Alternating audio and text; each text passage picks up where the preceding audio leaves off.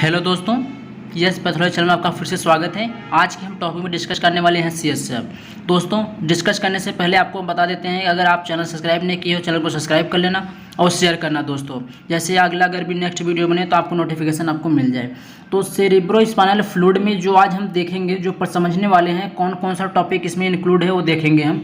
सबसे पहले हम देखेंगे सीएसएफ का इंट्रोडक्शन, फिर फॉर्मेशन ऑफ सीएसएफ, मतलब सीएसएफ का फॉर्मेशन कहाँ से होता है, फिर कंपोजिशन ऑफ सीएसएफ, जो सीएसएफ है उसके अंदर कंपोजिशन क्या क्या है, फिर सर्कुलेशन ऑफ सीएसएफ, जैसे ब्लड का सर्कुलेशन होता है वैसे सीएसएफ का सर्कुलेशन कैसे होता है, फिर एब्जॉर्प्शन ऑफ सीएसएफ, फिर सीएसएफ का एब्जॉर्प्शन कहाँ पे होता है, फिर फंक्शन ऑफ सीएसएफ, सीएसएफ के फंक्शन क्या क्या हैं, और इसके बाद क्लिनिकल सिग्निफिकेंस देखेंगे दोस्तों।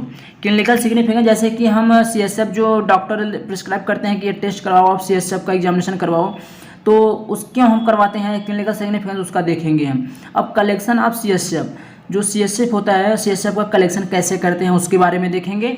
और इम्पॉर्टेंट प्रिकॉशंस, जब हम कलेक्शन कर लेते हैं, जब हम सीएसएफ का सैंपल ले लिए तो हम उसके प्रिकॉशन उसके क्या क्या हैं उसके बारे में समझेंगे। इतने टॉपिक आज हम कवर करेंगे दोस्तों। तो स्टार्ट करते हैं, देखते हैं इंट्रोडक्शन। इंट्रोडक्शन में सीएसएफ हम देखते हैं। सीएसएफ क्या है, फुल फॉर्म होता है सेरेब्रोस्पाइनल फ्लूइड। कैसा होता है, क्लियर होता है, कलरलेस होता है और ट्रांसपेरेंट फ्लूइड होता है। क्लियर होता है, कलरलेस होता है, कोई कलर नहीं होता और ट्रांसपेरेंट होता है। और ये कहाँ पे रहता है, ब्रेन और स्पाइनल कार्ड के ऑल ओवर वर्टिब्रा में प्रेजेंट रहते हैं, ब्रेन और स्पाइनल कार्ड में। इसका सर्कुलेशन कहाँ से होता है दोस्तों, वेंट्रिकल से ब्रेन में, और सब एक्वायर्ड स्पेस जो होता है वहाँ पे प्रेजेंट होता है। सीएसएफ कहाँ प्रेजेंट होता है, जनरली सब एक्वायर्ड स्पेस होता है वहाँ पे प्रेजेंट होता है हमारे ब्रेन में, सब एक्वायर्ड स्पेस में सीएसएफ। अब यह स्पाइनल कार्ड में दोस्तों, सब एक्वायर्ड स्पेस में या स्पाइनल कार्ड में हमारे प्रेजेंट होता है। अब फॉर्मेशन ऑफ सीएसएफ देखते हैं। सीएसएफ का फॉर्मेशन कहाँ से होता है दोस्तों।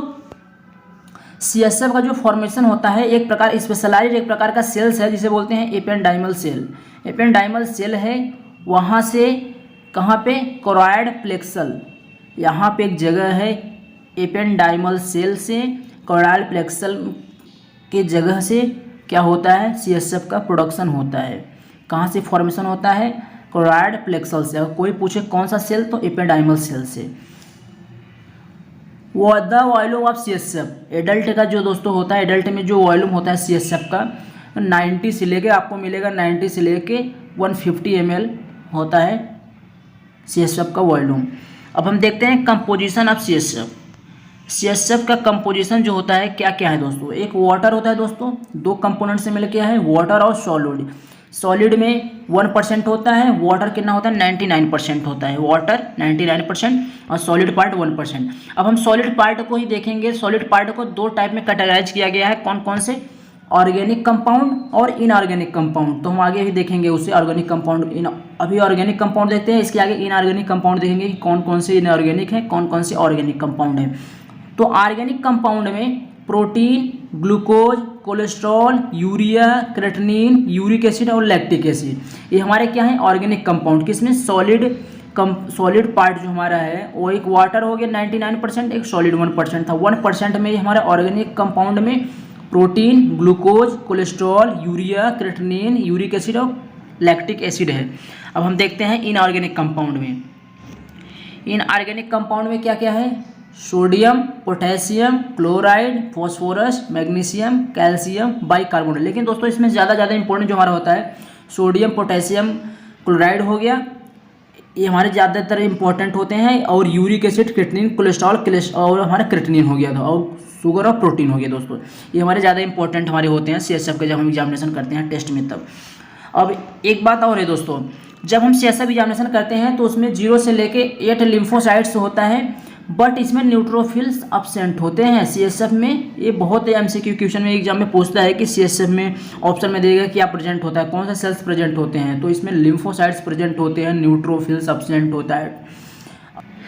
Circulation of CSF, circulation of CSF, तो सर्कुलेशन ऑफ सीएसएफ में सबसे पहले हम देखते हैं जो फॉर्मेशन होता था सीएसएफ का, वो कहाँ से होता था, कोरॉइड प्लेक्सल से होता था, एपेंडाइमल सेल से, लेटरल वेंट्रिकल से। इसके बाद लेटरल वेंट्रिकल में आने के बाद ये जाएगा किसमें, थर्ड वेंट्रिकल में। थर्ड वेंट्रिकल में जाने के लिए क्या होता है, इंटरवेंट्रिकुलर फोरामेन के थ्रू जाता है, इंटरवेंट्रिकुलर फोरामेन के थ्रू जाता है थर्ड वेंट्रिकल में।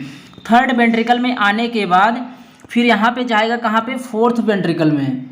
फोर्थ वेंट्रिकल में जाने के लिए किसके थ्रू जाता है दोस्तों, सेरिब्रम एक्यूडक्ट। एक हमारे डक्ट है सेरिब्रल एक्यूडक्ट, उसके थ्रू कहाँ जाएगा, फोर्थ वेंट्रिकल में जाएगा। किसके, सेरिब्रल एक्यूडक्ट। इसके थ्रू कहाँ गया, फोर्थ वेंट्रिकल में गया। फोर्थ वेंट्रिकल में जाने के बाद यहाँ पे डिवाइड हमारा तो दो पार्ट में हो गया, एक फोरामेन लस्का और फोरामेन ऑफ मैगेंदी। यहाँ से होकर के कहाँ, फोरामेन मैगेंदी से होकर के कहाँ जाएगा, सब एक्वायर्ड स्पेस ऑफ ब्रेन में जाएगा। और फोरामेन लस्का से होकर सब acquired space of spinal cord में, एक तरह से स्पाइनल कार्ड में चला गया। और फोरामेन मैगेंडी कहाँ चला गया, स्पाइनल ब्रेन में चला गया दोस्तों। फिर इसके बाद जाने के बाद क्या करते हैं, रिटर्न इनटू वीनस ब्लड। इसके बाद क्या रिटर्न चले जाते हैं वीनस ब्लड में दोस्तों। अब हम देखते हैं एब्जॉर्प्शन ऑफ सीएसएफ का एब्जॉर्प्शन देखते हैं। तो सीएसएफ का एब्जॉर्प्शन कहाँ पे होता है, रिक्वायर्ड ग्रेनुलेशन में दोनों, एक्वायर्ड स्पेस में होता है। और इस एक्वायर्ड स्पेस पे होता है, किसके थ्रू होता है, एक्वायर्ड बिलाई के थ्रू होता है। बिलाई वाले फिंगर लाइक स्ट्रक्चर होता है, वहाँ पे एब्जॉर्प्शन होता है एक्वायर्ड बिलाई की जगह। बिलाई मतलब एक फिंगर लाइक स्ट्रक्चर होता है, उसमें क्या होता है, एब्जॉर्प्शन होता है। अब हम देखते हैं फंक्शन ऑफ सीएसएफ का फंक्शन क्या है। जैसे ब्लड का फंक्शन होते हैं, हर चीज़ के फंक्शन होते हैं, हर ऑर्गन के फंक्शन होते हैं, वैसे सीएसएफ का फंक्शन क्या होता है दोस्तों। तो सीएसएफ का मेन जो फंक्शन होता है, protect brain and spinal cord for the trauma. Brain को और स्पाइनल कार्ड को क्या करता है, ट्रॉमा से होने से, इंजरी होने से उसे प्रोटेक्ट करता है दोस्तों। Supply nutrient to nervous system and tissue.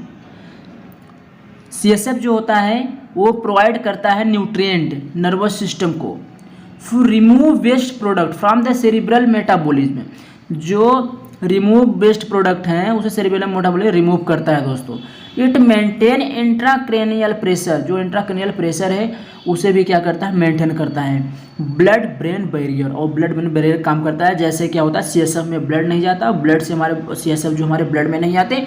और जैसे भी कोई भी न्यूट्रिएंट हो सीएसएफ के पास में चले आएंगे, लेकिन जो हमारे वेस्ट प्रोडक्ट होते हैं, जो हार्मफुल प्रोडक्ट होते हैं, वो क्या होता है, बैरियर्स का काम करते हैं। उसे जो हार्मफुल होते हैं उसे सीएसएफ में जाने नहीं देते दोस्तों।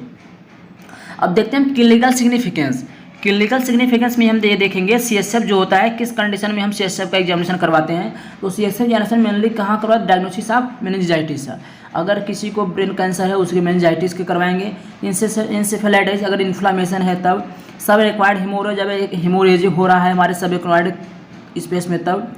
स्पाइनल कॉर्ड ट्यूमर, अगर स्पाइनल में कॉर्ड में ट्यूमर है उसके थ्रू करवाएं। मल्टीपल स्क्लेरोसिस की कंडीशन में। और सीएनएस सिफिलिस दोस्तों, सेंट्रल नर्वस सिस्टम सिफिलिस की कंडीशन में हम क्या करवाते हैं, सीएसएफ का एग्जामिनेशन डॉक्टर प्रिस्क्राइब करता है कि आप सीएसएफ की जांच करवाइए दोस्तों। अब देखते हैं स्पेसिमेन कलेक्शन। जो सैंपल हम लेते हैं सीएसएफ का, तो सीएसएफ का हम जो सैंपल लेते हैं वो हम कैसे लेते हैं उसके बारे में हम देखेंगे। तो दोस्तों, the specimen should be collected by a physician या ट्रेंड टेक्नीशियन या नर्स। दोस्तों, जो भी प्रिकॉशन होता है, जो भी सेफ्टी मेजर सबको फॉलो करके जब सैंपल हम लेते हैं, तो सैंपल कौन लेता है, तो फिजिशियन लेगा, या तो कोई ट्रेंड टेक्नीशियन हो गया, तो कोई ट्रेंड नर्स होगा, वही सिर्फ लेगा सैंपल सीएसएफ को। अनट्रेंड नहीं लेंगे, नहीं तो उससे क्या होता है, पेशेंट को प्रॉब्लम हो सकता है। इसके बाद जब हम सैंपल लेते हैं तो the sterile lumbar puncture needle, हम एक लंबर पंचर नीडल लेंगे, उसे इंसर्ट करेंगे थर्ड और फोर्थ लंबर पे। जो थर्ड और फोर्थ लंबर है उसके बीच में हम पंचर करते हैं नीडल को। इसकी डेप्थ कितनी हो जाए, 4 to 5 सेंटीमीटर डेप्थ होनी चाहिए। इसके बाद फ्लूइड इज कलेक्टेड। फ्लूइड इसके बाद हम कलेक्टेड किसके थ्रू करते हैं, नीडल के थ्रू। जो नीडल हम उसमें इंसर्ट कर देते हैं तो उसके बाद नीडल्स की हमारे क्या होता है, वहाँ से टपकने लगता है, ड्रॉप बाय ड्रॉप सीएसएफ आने लगते हैं। तो इस नीडल से आएगा, हम 2 टेस्ट ट्यूब में लेंगे। 2 टेस्ट ट्यूब में क्यों लेंगे, पहले ट्यूब में क्या करेंगे, हम 0.5 ml या फ्यू ड्रॉप हम सीएसएफ लेते हैं। पहले ट्यूब हम 2 ट्यूब में लेंगे। पहले ट्यूब में क्यों लेंगे, हम 0.5% लेंगे या कुछ ड्रॉप लेंगे सीएसएफ को, और सेकेंड ट्यूब में हम लेंगे 3 to 5 ml आप सीएसएफ लेंगे। दोस्तों, इसको हम समझ लेते हैं कि 2 ट्यूब में क्यों ले रहे हैं। तो हम 2 ट्यूब में जो पहले ट्यूब में ले रहे हैं, इसको हम इसलिए लेते हैं, दूसरे ट्यूब में स्टेराइल ट्यूब होना चाहिए दोस्तों, जो कि हमें वो बैक्टीरियल कल्चर लगाने के लिए, सीएसएफ का कल्चर लगाने के लिए, इसलिए हम अलग ट्यूब में लेते हैं। और दूसरे ट्यूब में हम लेते हैं 3 to 5 ml। इसमें इसलिए लेते हैं दोस्तों इसमें जो बायोकेमिकल टेस्ट होता है जैसे glucose, protein, glucose, chloride, calcium, potassium, ये सब जांच करने के लिए, इसके बाद स्मीयर बनाने के लिए, स्मीयर बनाएंगे किसके लिए, ग्राम स्टैनिंग करने के लिए, एसिड फास्ट स्टैनिंग करने के लिए और डिफरेंशियल ल्यूकोसाइड काउंट करने के लिए। इसके लिए हम सेकेंड ट्यूब से लेते हैं। इसके बाद हम माउंटिंग करेंगे, वेट माउंट करेंगे, इंडियाइंग प्रिपरेशन करेंगे। तो इसके लिए हम किस में से लेंगे, सेकंड ट्यूब में, इसलिए 2 में लेते हैं। पहले से कल्चर लगाएंगे, बाकी जितने बायोकेमिकल टेस्ट होते हैं अदर होते हैं, smear, glass, gram staining, slide, acid fast staining, differential leucocyte count, उसे हम किससे करते हैं, सेकंड ट्यूब से। अब हम देखते हैं इंपॉर्टेंट्स प्रिकॉशन क्या क्या होना चाहिए दोस्तों। प्रिकॉशन ये होना चाहिए, जब भी हम सैंपल कलेक्ट कर लें उसको हमें 1 घंटे के अंदर, कलेक्शन जैसे हमने कर लिया उसकी 1 घंटे के अंदर उसे एग्जामिन कर देना है, इमीडिएटली एग्जामिन करना है। नहीं तो उसमें क्या होता है, बैक्टीरियल जो होते हैं उसमें ग्रोथ आ जाएंगे, या हमारे जो बैक्टीरिया को हम डिस्कस करें वो डायग्नोस को देखना चाहते हैं बैक्टीरिया को, जिसको हम उसको क्या होगा, इसको डेथ हो जाएगी दोस्तों। तो इसलिए हमें क्या, या तो उसमें बहुत ढेर सारे हमारे क्या हो सकते हैं, ग्रोथ हो सकते हैं हमारे। तो इसलिए इसमें हम क्या करेंगे, एग्जामिनली 1 आवर्स के अंदर हम क्या करेंगे, एग्जामिन कर लेंगे।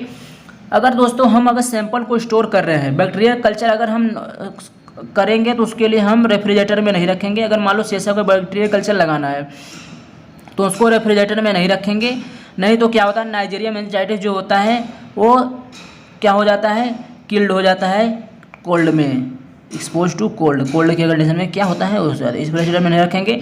अगर हम बायोकेमिकल टेस्ट कर रहे हैं तो उसको हम 2 से 8 डिग्री सेंटीग्रेड पे रख देंगे 2 से 3 आवर्स के लिए। अगर बैक्टीरियल कल्चर करेंगे तो उसे हम रेफ्रिजरेटर में नहीं रखेंगे, नहीं तो क्या होगा, नाइजीरिया मेनिंजाइटिस जो होता है बैक्टीरिया वो क्या हो जाएगा, किल हो जाएगा ठंड में, क्योंकि इसके जो होता है कोल्ड में क्या होता है, किल हो जाते हैं। इसके बाद ढेर सारे ऐसे प्रिकॉशंस हैं, हमें इसे नॉर्मली एनालिसिस कर लेना है। कुछ के उसमें स्पेसिमेन हमारे कंट्री वायलेंस होते हैं जो कि नेसेसरी होते हैं, केयरफुल हैंडलिंग।